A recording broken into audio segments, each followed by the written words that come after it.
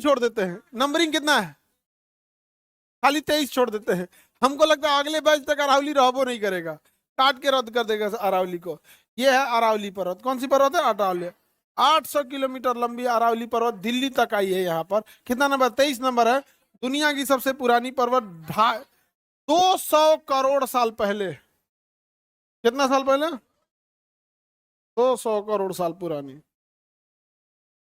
पृथ्वी जब बना था ना, पृथ्वी पे सबसे पुरानी आकृति कौन सी है? अरावली। यही अरावली को खत्म करने का प्लान है।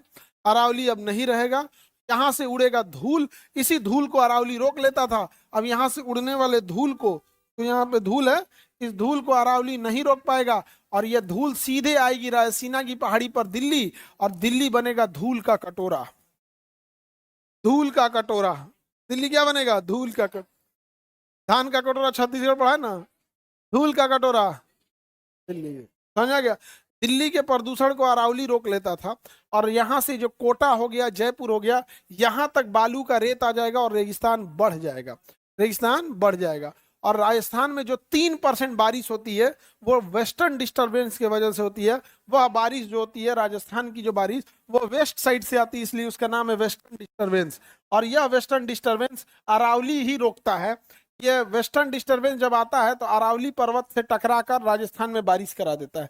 जब यही नहीं रहेगा तो अरावली पर्वत को हिल जाएगा, बचा हुआ भी राजस्थान में बारिश नहीं होगा। राजस्थान के लोग मुबारक आपको। आपको जब कुछ बुझाइए नहीं रहा तो हम लोग क्या कर सकते हैं?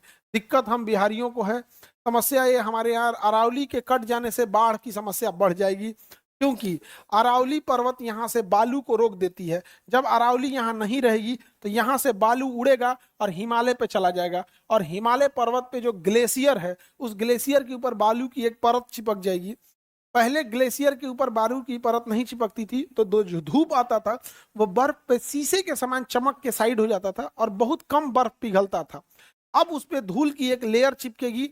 अब धूल के लेयर उस गर्मी को सोखेगी और नीचे ग्लेशियर को पिघलाएगी, और यह ग्लेशियर गंगा और यमुना में पानी मिलाएगा, और ये पूरा का पूरा ये जो हिमालय से निकलने वाली नदियां उनमें जल स्तर बढ़ेगा, और यहाँ से सीधे आएगा। बिहार एक कटोरा है, ऊपर से भी उठा है नेपाल, नीचे से उठा है झारखंड, इधर से ऊपर है यूपी, इधर बांध बना दिया है फरक का। ले लबालब बिहार डूब गया।